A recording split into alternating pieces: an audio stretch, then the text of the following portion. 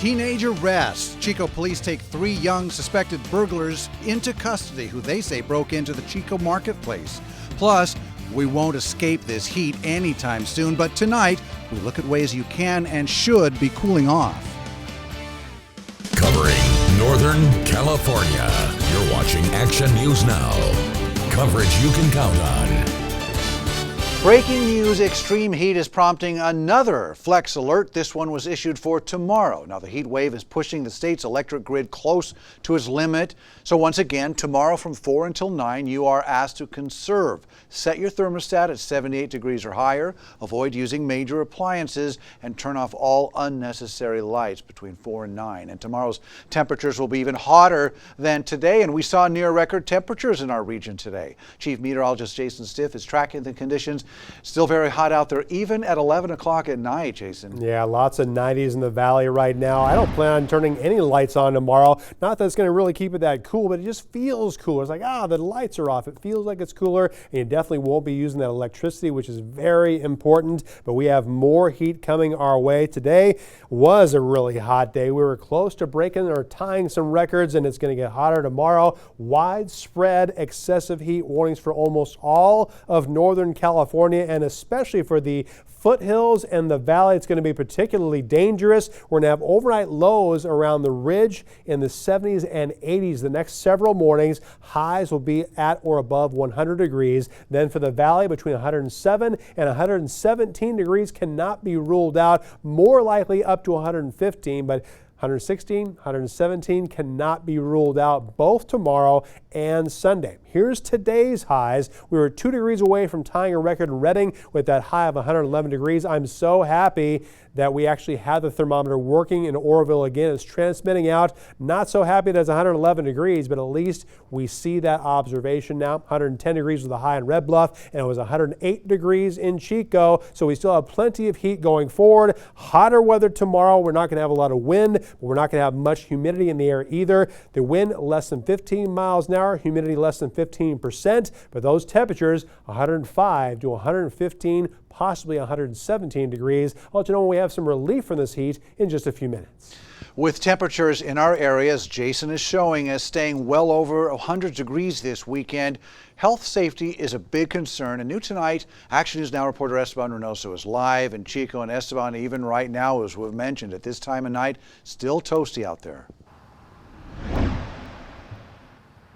Yeah, Alan, you would think a couple hours after sunset things would cool down, and although they have, temperatures are still high. I want to get behind the camera and try to zoom into, I'm here at Chico High School, and I want to try to zoom into the temperature gauge here, which is just popping up, and it says about 89 degrees right now. And I talked to a lot of people in the area who say that they're trying to deal with this heat. Down here for fire, so we got to be prepared for this stuff. Travis Newman and John McAllister are from Alaska. Right. My first time in Chico, California. But are now wildland firefighters in Northern California. August Fire, August Complex. That's the southern I've gone. He's got 6 years of experience. He's the one that convinced me to come in down here.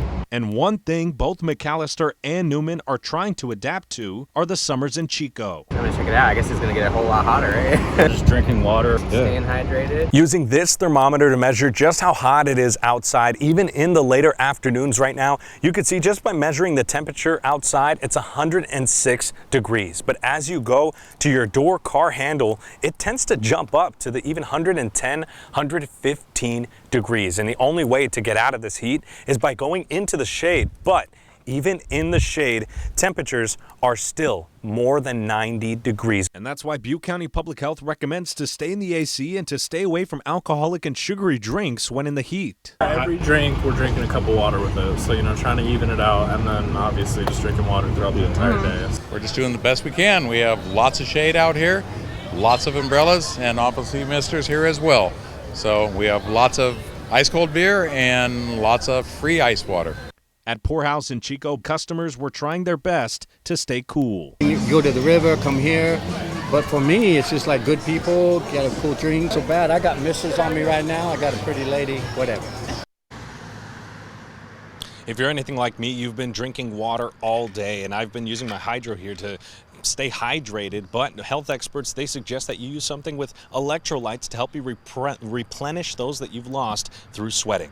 Live in Chico, Esteban Reynoso, Action News Now coverage you can count on. Thanks, Esteban. Now, if you don't have air conditioning, Butte County Public Health suggests that you visit a public place with air conditioning, such as a shopping mall or a library. Well, breaking tonight, 2 men and a minor are suspected of burglary. They were caught, according to police, on the roof of the Chico Marketplace, specifically the JCPenney store. Chico police say they caught 20-year-old Wakin Tankel and 19-year-old Antonio Garza, also with a juvenile who, of course, is not being identified because of the age. A burglary alarm tipped the police off about 5 this morning. Tankel and Garza are charged with attempted burglary of the JCPenney. Now, investigators also believe the trio successfully broke into a fashion store inside the marketplace before officers spotted them.